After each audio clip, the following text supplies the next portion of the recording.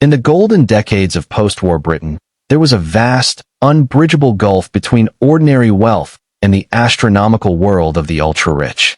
While a successful local doctor or bank manager could proudly park a premium saloon in their driveway, the true titans of the world, the monarchs, the oil barons, the shipping magnates, and the elite celebrities, operated in a completely different financial stratosphere.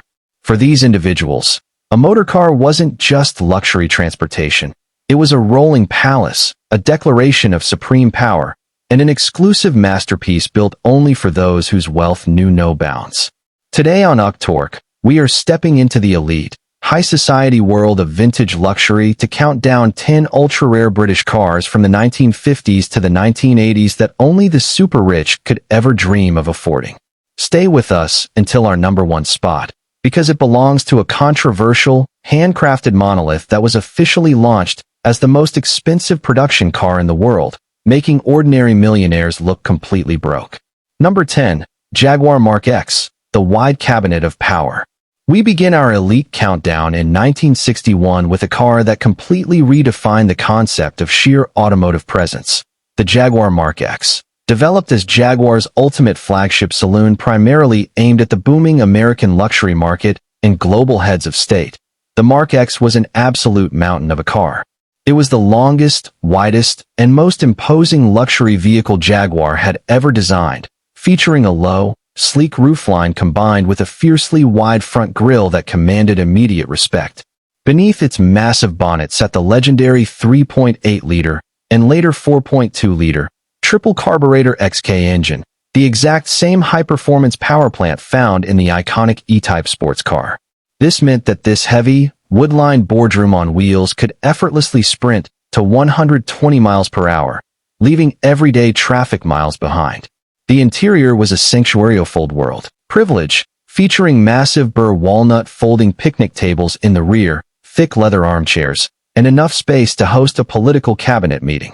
The Mark X wasn't a car for the middle class. It was the default choice for top-tier politicians, high-ranking executives, and underworld bosses who demanded supreme power, unmatched speed, and an intimidating road presence that instantly cleared the fast lane.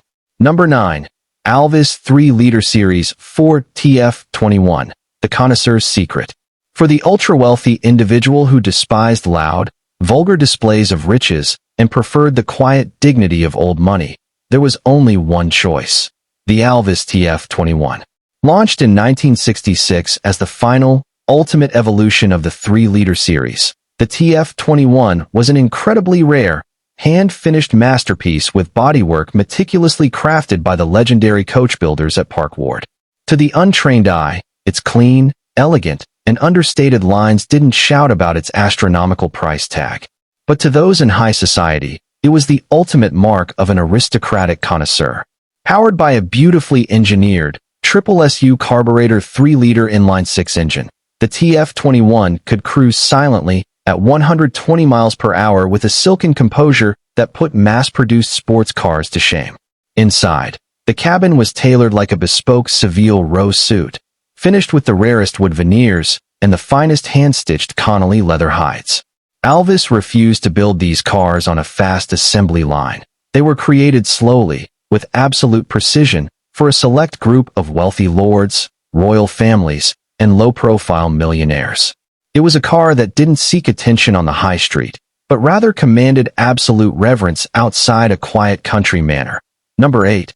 Gordon-Keeble GK1, the hand-built Anglo-American Mirage.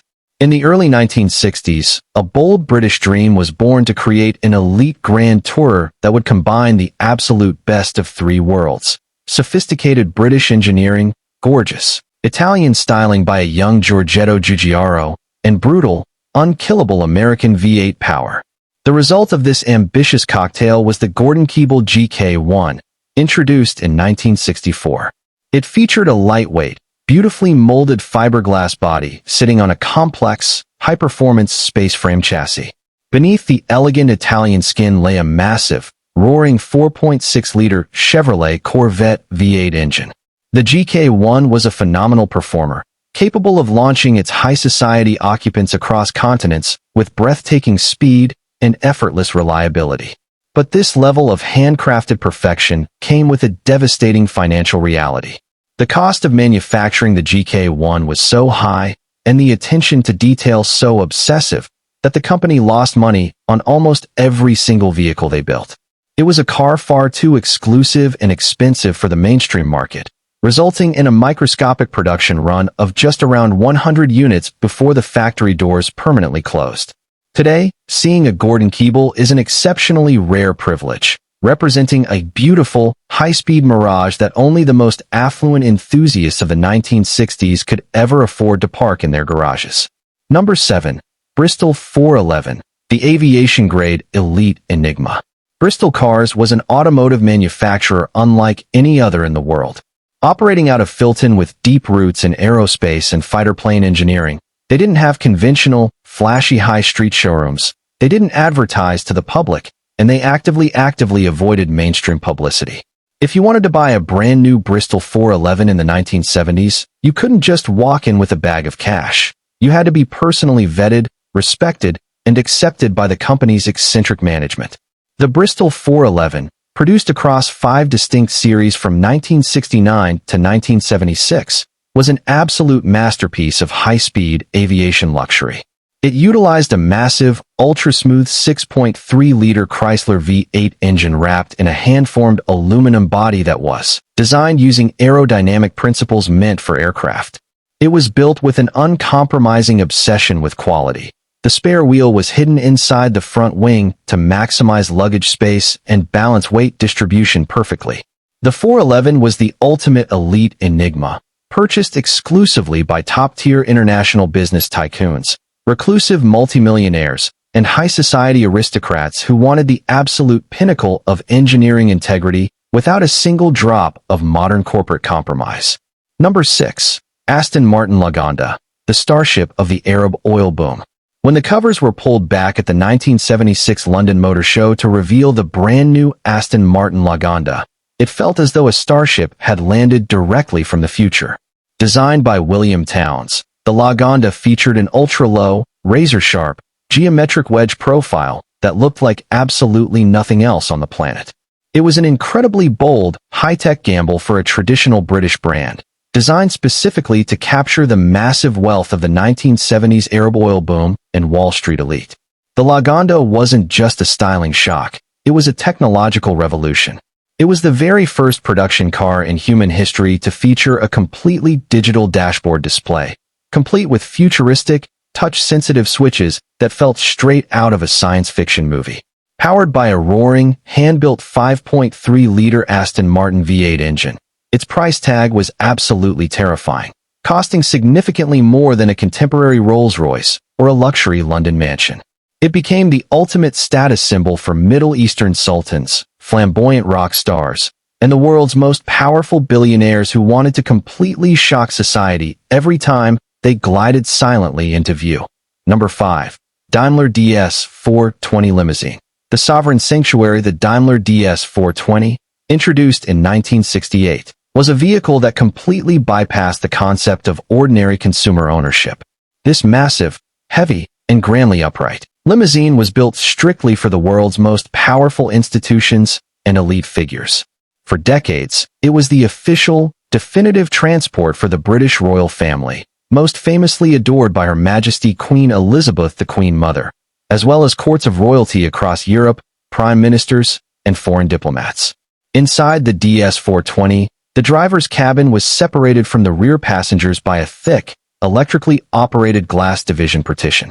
The rear compartment was a vast, silent, and opulent sanctuary lined with the finest West of England cloth or premium leather, complete with folding occasional seats for royal bodyguards or advisors. You didn't drive a Daimler DS-420, you were driven in one. Seeing the stately silhouette of a DS-420 gliding down a London avenue, flying a royal standard flag from its nose, was the ultimate visual confirmation that a figure of global, historical importance was sitting behind the dark, private glass. Number 4. Monteverdi High Speed 375, the Anglo-Swiss Continental Weapon. Our number 4 spot belongs to an incredibly glamorous, high-speed cross-border collaboration born out of elite frustration.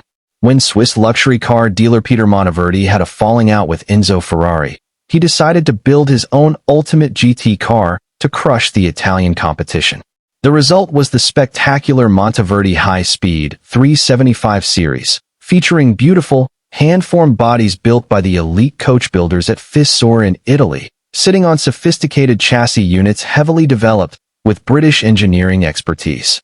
The high-speed 375 was powered by a massive, earth-shaking 7.2-liter Chrysler V8 engine, delivering a level of thunderous, cross-continental performance that could effortlessly break the 150-mile-per-hour barrier while maintaining total passenger luxury. The price of entry for a Monteverdi was absolutely astronomical, dwarfing the costs of standard supercars of the era. It was a vehicle that existed entirely outside the realm of ordinary millionaires, purchased strictly by international playboys, Arab royalty, and shipping magnates who demanded a rare, bespoke continental weapon that would stand out at the ultra-exclusive casinos of Monte Carlo. Number 3. Aston Martin DB5, the sovereign of silver. There is no car in human history that carries a greater aura of cinematic glamour, cool sophistication, and elite status than the Aston Martin DB5. Produced for a brief, magical window between 1963 and 1965, this gorgeous Grand Tourer featured a hand-formed aluminum body styled by the Italian masters at Touring Superleggera, wrapped around a high-performance 4.0-liter inline-six engine producing a roaring 282 horsepower. While the world fell in love with it as James Bond's ultimate gadget-laden weapon in Goldfinger, the real-world reality of the DB5 was a story of pure, unadulterated financial exclusivity. In the mid-1960s, a brand-new DB5 cost a fortune, far beyond the reach of everyday successful professionals. It was a car reserved strictly for ultra-rich celebrities like Paul McCartney, international royal blood, and the world's most affluent playboys. Driving a DB5 down a 1960s British high street was a spectacular event. It was a rolling monument to high fashion, immense wealth, and ultimate cultural supremacy that ordinary motorists could only dream of witnessing from afar. Number 2. Rolls-Royce Phantom 6, the chariot of kings and sultans. We arrive at our number 2 spot with a vehicle that didn't just sit at the top of the automotive hierarchy. It was the automotive hierarchy. The Rolls-Royce Phantom 6, produced from 1968 all the way through to 1990, was the absolute pinnacle of traditional British coach building. Each single Phantom 6 was a bespoke, handcrafted monument built strictly to order, taking an average of nearly 2 full years to complete at the legendary Mulliner Park Ward workshops in London. The price was entirely academic. If you had to ask how much a Phantom 6 cost, you simply couldn't afford it. It was the preferred state chariot for Her Majesty Queen Elizabeth II, the Sultan of Brunei, and the most powerful monarchs, emperors, and heads of state across the globe. The level of customization inside was infinite. Houses could be fitted with cocktail bars, televisions, custom refrigeration units, and even solid gold fixtures. It rode on a specialized chassis with a magic carpet ride quality that isolated its Shahi passengers from the outside world with absolute perfection. The Phantom 6 wasn't a car, it was a historical institution on wheels, representing a level of ultimate wealth and power that defined the 20th century. Number 1. Rolls-Royce Camargue, the ultimate masterpiece of excess. We arrive at our number 1 spot, the absolute ultimate status symbol of pure, unadulterated excess, the Rolls-Royce Camargue. Launched in 1975, the Camargue was designed by the legendary Italian styling house Pininfarina, breaking away from traditional Rolls-Royce lines with a massive, slab-sided, imposing profile highlighted by a subtle, forward-leaning chrome grille.